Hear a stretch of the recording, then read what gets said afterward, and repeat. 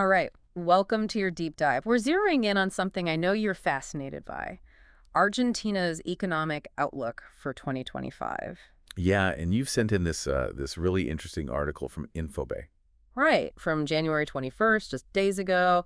And, well, let's dive right in. I think it's a particularly fascinating moment to be looking at Argentina, given the recent political and economic kind of shakeups, right? We've got a new president, some pretty aggressive policy moves, Yeah. the impuesto país getting axed, and of course the whole dance with the IMF. Right. It's definitely a developing story. And speaking of big developments, Yeah. this article throws out a prediction that honestly almost seems too good to be true. No. They're suggesting that the parallel dollar, the black market rate, Right. it could actually end up below the official rate by the end of 2025. Wow, yeah. Historically, Argentina has really struggled with that gap between the two exchange rates, so this convergence, as they call it, would be a huge change. Yeah. A big signal that maybe things are stabilizing in the currency markets. Okay, but how could that even happen? I mean, what's driving this potential shift? Well, there are a few things at play. First, you've got the government actively managing a peso appreciation. They want a stronger currency. Okay. Then you have the central bank intervening in the markets, trying to kind of nudge that exchange rate in the right direction. Right. And then looming over all of this is the question of the tipo cambiario, those currency controls. Will they lift them? What's going to happen? Yeah. And speaking of the central bank, there's this detail in the article that really jumped out at me. They've sold 619 million US dollars in reserves. Wow. Just in the first 16 days of January. That's Yeah. the highest since July 2024. Yeah, that number really underscores the high-stakes game the government is playing right now. I mean, they're burning through reserves to try and maintain some stability, but that's not a long-term strategy. Yeah. It makes you wonder how long they can keep that up. Right. So we've got this potential dollar situation brewing, but what about inflation? This article throws out a bunch of different predictions. Oh, yeah. You've got Milei's optimistic 18%, the Latin-focused consensus at 31.7%, and then each bank seems to have its own number. Itaú at 25%, BBVA at 30%. It's like a forecasting free-for-all. Right, and it makes sense that there'd be such a range.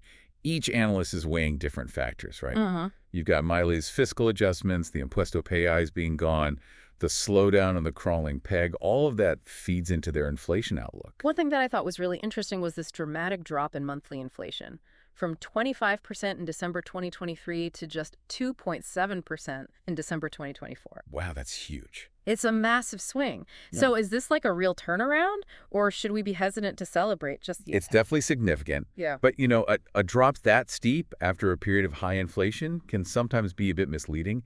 The real test is whether that downward trend can hold. So for people in Argentina, there's still some uncertainty about just how much inflation will hit their wallets in the coming years. Exactly. And speaking of uncertainty, there's another big piece of this economic puzzle we need to talk about: economic growth. Right, right.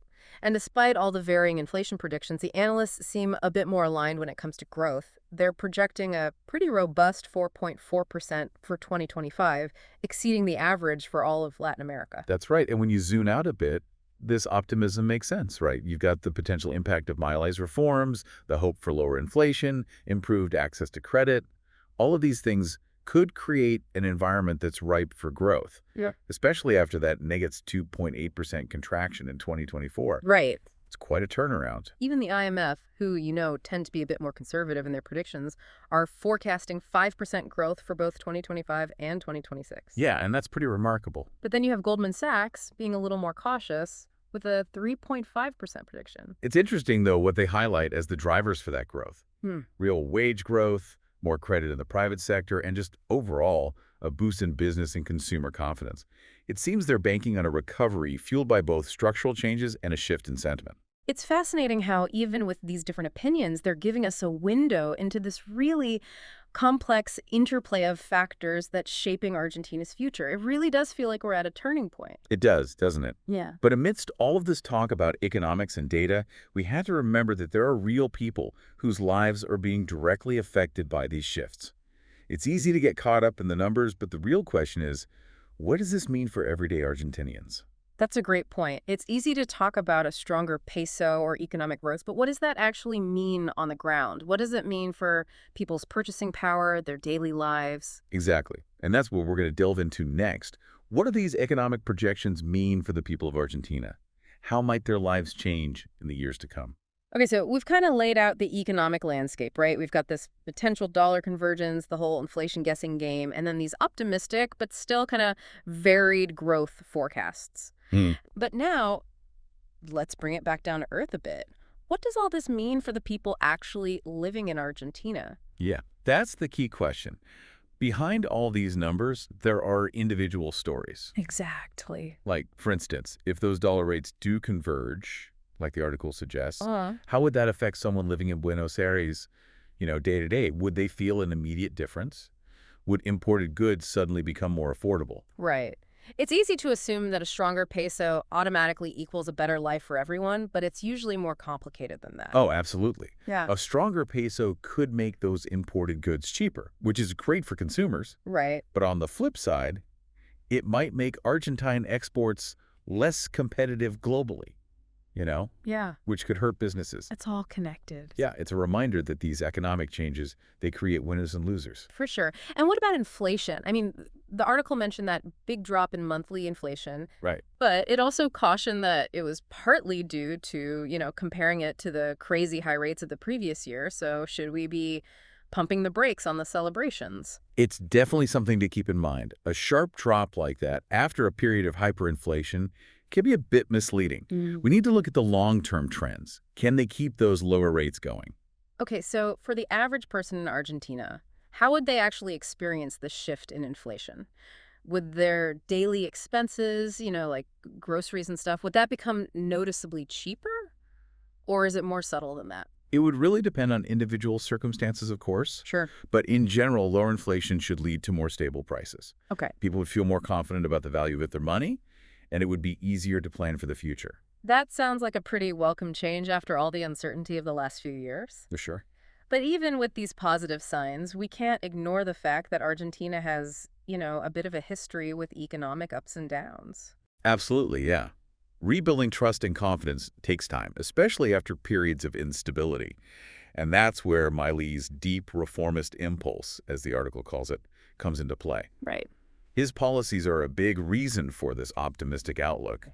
But at the same time, they're also a source of uncertainty, right? It's true. These reforms are ambitious, they're sweeping. They could completely transform Argentina's economy, but they also come with risks.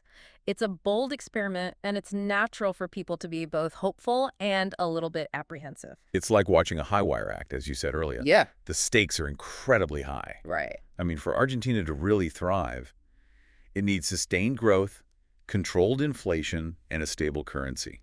Getting all three of those at the same time, that's a tall order. It is.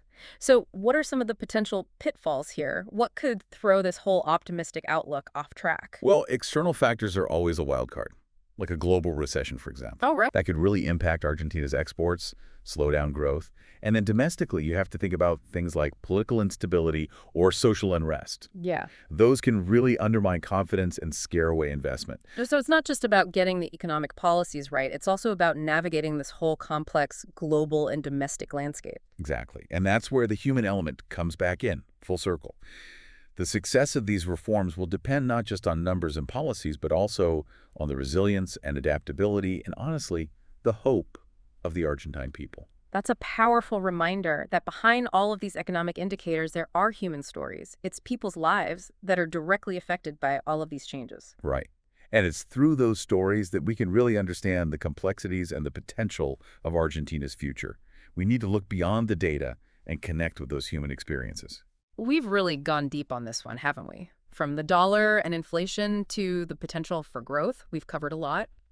But I keep coming back to this feeling of, cautious optimism. Like, there's a sense that things are moving in the right direction, but there are still a lot of challenges ahead. Yeah, I think that's a really good way to put it. Argentina is at this crossroads, right? It's got a chance to really break free from its past and embrace a brighter future, but it's not going to be easy. No. There are going to be obstacles, both from within and outside the country. So as we kind of wrap up here, I'm curious, what's standing out to you? What aspects of Argentina's economic future are you most intrigued by? What questions are you left pondering? That's a good question. I think for me, it's the social side of things.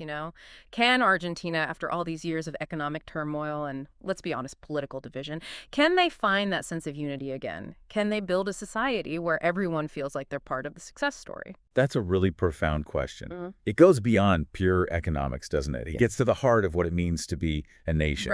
Right. It's about the people Yeah. and their ability to come together to create something better. It really is. And ultimately, I think the answers to those questions lie with the Argentine people themselves. It's their resilience, their ingenuity, and their hope that will shape the future of their economy. Absolutely. Their destinies in their hands. Well said. This deep dive has given us a glimpse into the intricate economic landscape of Argentina, but it's just the beginning, really. There's so much more to uncover, so much potential for positive change. And I really encourage you to keep exploring, keep learning. Argentina's story is far from over, and it's a story worth paying attention to. Keep an eye on the human stories, the individual experiences, because that's where you'll see the real impact of all these changes. That's where the heart of it is. Thanks for joining us on this deep dive into Argentina's economic outlook for 2025. We hope this has given you some valuable insights and maybe even sparked your curiosity to learn more. Until next time, keep diving deep.